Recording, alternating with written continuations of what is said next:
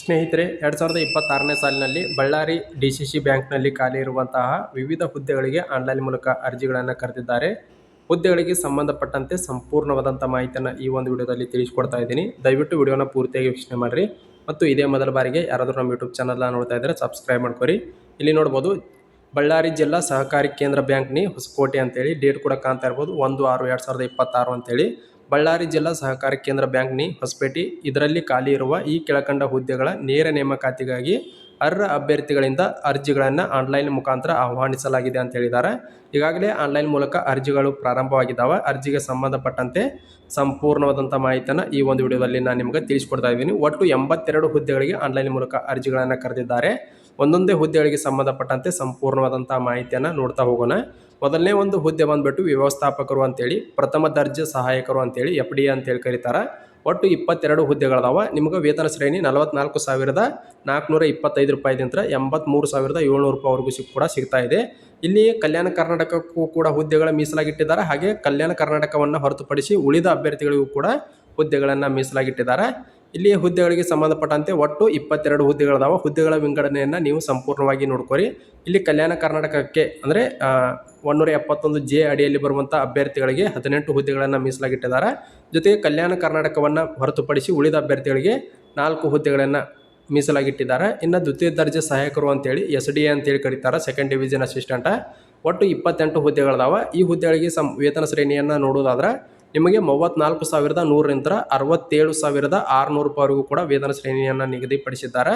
ಇಲ್ಲಿ ಕಲ್ಯಾಣ ಕರ್ನಾಟಕಕ್ಕೆ 22 ಹುದ್ದೆಗಳನ್ನು ಮೀಸಲಾಗಿಟ್ಟರೆ, ಇನ್ನು ಕಲ್ಯಾಣ ಕರ್ನಾಟಕವನ್ನು ಹೊರತುಪಡಿಸಿ ಉಳಿದ ಅಭ್ಯರ್ಥಿಗಳಿಗೆ 6 ಹುದ್ದೆಗಳನ್ನು ಮೀಸಲಾಗಿಟ್ಟಿದ್ದಾರೆ. ಇನ್ನು ವಾಹನ ಚಾಲಕರು ಅಂತೇಳಿ ಒಂದು ಹುದ್ದೆ ಇದೆ. ಈ ಹುದ್ದೆಗೆ ವೇತನ ಶ್ರೇಣಿ 31,775 ರೂಪಾಯಿದಿಂದ 61,300 ರೂಪಾಯಿವರೆಗೂ ಕೂಡ ವೇತನವನ್ನು ನೀಡ್ತಾ ಇದ್ದಾರೆ. ಇಲ್ಲಿ ಇದನ್ನು ಕೇವಲ ಕಲ್ಯಾಣ ಕರ್ನಾಟಕದ ವಿದ್ಯಾರ್ಥಿಗಳಿಗೆ ಮಾತ್ರ ಮೀಸಲಾಗಿಟ್ಟಿದ್ದಾರೆ. ಒಂದು ಹುದ್ದೆ ಇದೆ.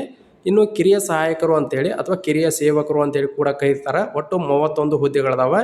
ವೇತನ ಶ್ರೇಣಿ 29,600ರಿಂದ 52,800 ರೂಪಾಯಿವರೆಗೂ ಕೂಡ ವೇತನವನ್ನು ನೀಡ್ತಾ ಇದ್ದಾರೆ. ಕಿರಿಯ ಸೇವಕರು ಅಂತೇಳಿ 26 ಹುದ್ದೆಗಳನ್ನು ಕಲ್ಯಾಣ ಕರ್ನಾಟಕಕ್ಕಾಗಿ ಮೀಸಲಾಗಿಟ್ಟರೆ, ಇನ್ನು ಉಳಿದ 5 ಹುದ್ದೆಗಳನ್ನು ಕಲ್ಯಾಣ ಕರ್ನಾಟಕವನ್ನು ಹೊರತುಪಡಿಸಿ ಉಳಿದ ಅಭ್ಯರ್ಥಿಗಳಿಗೆ ಮೀಸಲಾಗಿಟ್ಟಿದ್ದಾರೆ.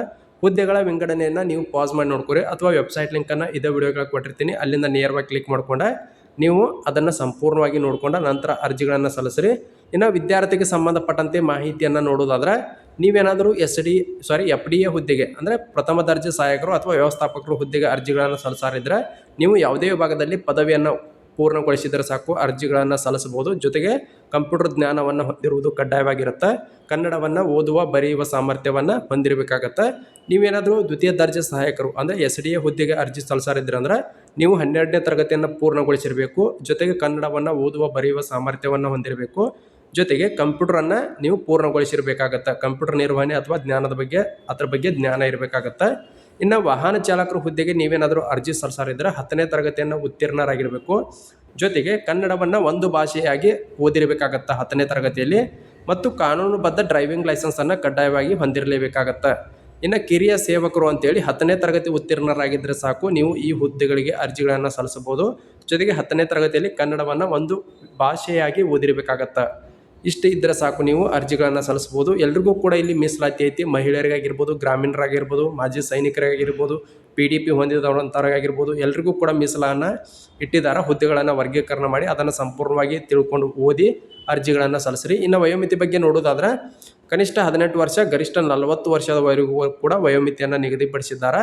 ಇಲ್ಲಿ ಆಯಾ ವರ್ಗಕ್ಕೆ ಅನುಗುಣವಾಗಿ ವಯೋಮಿತಿಯನ್ನು ನಿಗದಿಪಡಿಸಿದ್ದಾರೆ. ನೀವೇನಾದರೂ ಪರಿಶಿಷ್ಟ ಜಾತಿ, ಪರಿಶಿಷ್ಟ ಪಂಗಡ, ಪ್ರವರ್ಗ 1ರವರಾಗಿದ್ದರೆ 40 ವರ್ಷ, ಹಿಂದುಳಿದ ವರ್ಗಕ್ಕೆ ಸೇರಿದ ನಂತರ 2A, 2B, 3A, 3B ವರ್ಗದವರಾಗಿದ್ದರೆ 38 ವರ್ಷ, ಇತರೆ ಅಭ್ಯರ್ಥಿಗಳಿಗೆ 35 ವರ್ಷಗಳನ್ನು ಮೀರಿರಬಾರ್ದು ಅಂತೇಳಿ ಅವರು ಗರಿಷ್ಠ ವಯೋಮಿತಿಯನ್ನು ನಿಗದಿಪಡಿಸಿದ್ದಾರೆ. ಜೊತೆಗೆ ಇಲ್ಲಿ ವಿಶೇಷ ಚೇತನರಿಗೆ ಮತ್ತು ಮಾಜಿ ಸೈನಿಕರಿಗೂ ಕೂಡ ಮೀಸಲಾತಿಯನ್ನು ಇಟ್ಟಿದ್ದಾರೆ ವಯೋಮಿತಿಯಲ್ಲಿ.